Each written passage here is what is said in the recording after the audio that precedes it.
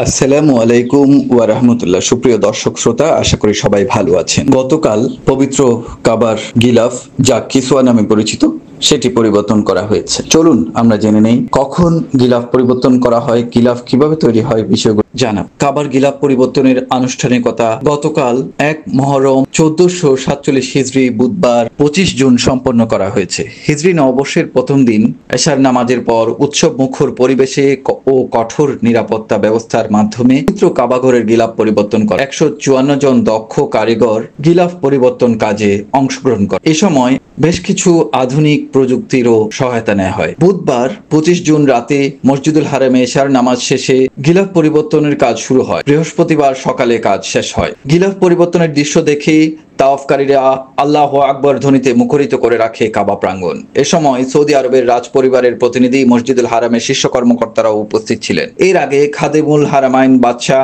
সালমানের পক্ষে মক্কা অঞ্চলের উপ আমির এবং হজ ওমরা বিষয়ক স্থায়ী কমিটির ডেপুটি চেয়ারম্যান প্রিন্স সৌদি বিন মিশাল, মসজিদে হারামের সিনিয়র তত্ত্বাবধায়ক আব্দুল মালিক বিন তাহা আল শাহরির কাছে পবিত্র কাবার নতুন গিলাফ স্থানান্তর। মূলত ইসলামের প্রথম যুগ থেকে প্রায় 1500 বছর ধরে জিলহজ মাসের 9 তারিখে আরাফাত দিবসে কাবাঘরের গিলাফ পরিবর্তন এর রীতি ছিল। 1444 হিজরি থেকে কাবার গিলাফ পরিবর্তনের সময়সূচি পরিবর্তন করে সৌদি সরকার। তখন থেকে হিজরি নববর্ষকে স্মরণীয় করে রাখার জন্য মহরমের প্রথম রাতে গিলাফ পরিবর্তন করা হয়। এবারের গিলাফে প্রাকৃতিক কালো রঙের সিল্ক কাপড়, স্বর্ণ ও রূপার তৈরি সুতোর তাতে নকশা করা হয়। উচ্চতায় গিলাফের দৈর্ঘ্য 14 মিটার, 1/3 একটি বেল্ট রয়েছে যা 90 সেন্টিমিটার চওড়া এবং 47 সেন্টিমিটার লম্বা। কিসওয়া বা কাবার গিলাফের কারুকাজ 16টি কাপড় যুক্ত করা হয় আর 5 টুকরো কাপড় জোড়া দিয়ে তৈরি হয় বিশাল এই গিলাফ।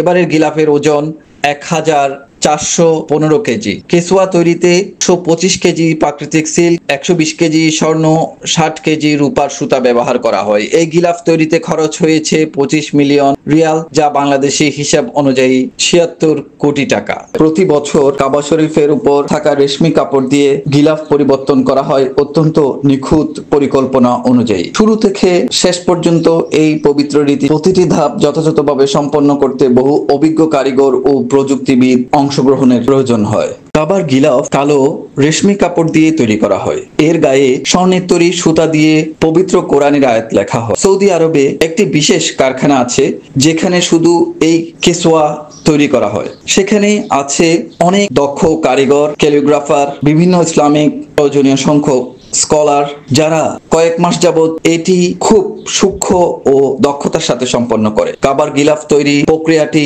10টি ধাপে করা হয়। প্রথমে রেশম ও সুতা পিন্ডি আকারে তৈরি করা হয়। এরপর ল্যাবে সেগুলো গুণগত মান পরীক্ষা করা হয়। সুতোর রং লাগানো হয়। স্বয়ংক্রিয় মেশিন দিয়ে কাপড় বোনা হয়। কাপড় পুরো বছর টিকে থাকার উপযোগী কিনা তা দেখা হয়। 658 বর্গমিটারের গিলাফটি তৈরিতে 670 কেজি রেশম ব্যবহার করা হয়। 47টি কাপড়ের টুকরোকে বিশেষ মেশিনে সেলাই করা হয়। কালো গিলাফের গায়ে মেশিনের ছাপ দিয়ে লেখা হয় আল্লাহর নাম, গুণাবলী, ইয়া আল্লাহ, ইয়া মান্নান, ইয়া দায়ান, সুবহানাল্লাহি ওয়া বিহামদিহি, সুবহানাল্লাহিল আজিম, ওয়া লা ইলাহা ইল্লাল্লাহু মুহাম্মাদুর রাসূলুল্লাহ। এরপর গিলাফ চলে যায় গিল্ডিং এন্ড এমব্রয়ডারি বিভাগে। সেখানে ক্যালিগ্রাফার ও হস্তশিল্পীদের হাতে পরম যত্নে চারপাশে সোনালী বেল্ট এবং কাবার দরজার পর্দা তৈরি করা হয়। 23 থেকে 60 বছর এমন 50 জনের বেশি শিল্পী তাতে কোরআনের আয়াত ও অন্যান্য দোয়া এমব্রয়ডারি করেন। গিলাফের মোট 5টি টুকরো বানানো হয়। 4টি টুকরো চারিদিকে এবং পঞ্চম টুকরোটি দরজায় লাগানো হয়। টুকরোগুলো পরস্পর সেলাই যুক্ত, যাতে কয়েকটি আয়াত এবং সূরা রয়েছে: সূরা ফাতিহা, সূরা ফালাক, আন-নাস, কুরাইশ।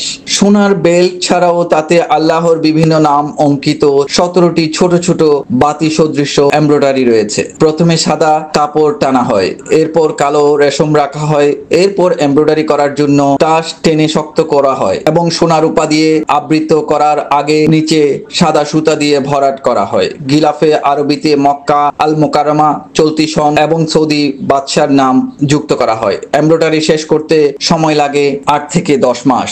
এরপর টুকরোগুলো একসঙ্গে সেলাই করা হয় এবং কাবা ঘরে ঝোলানোর আগ পর্যন্ত বিশেষ স্থানে বিশেষভাবে সংরক্ষণ করা হয়। আল্লাহ আমাদের সবাইকে পবিত্র কাবার গিলাফ ছুঁয়ে দেখার সুযোগ সৌভাগ্য দিন। আমিন।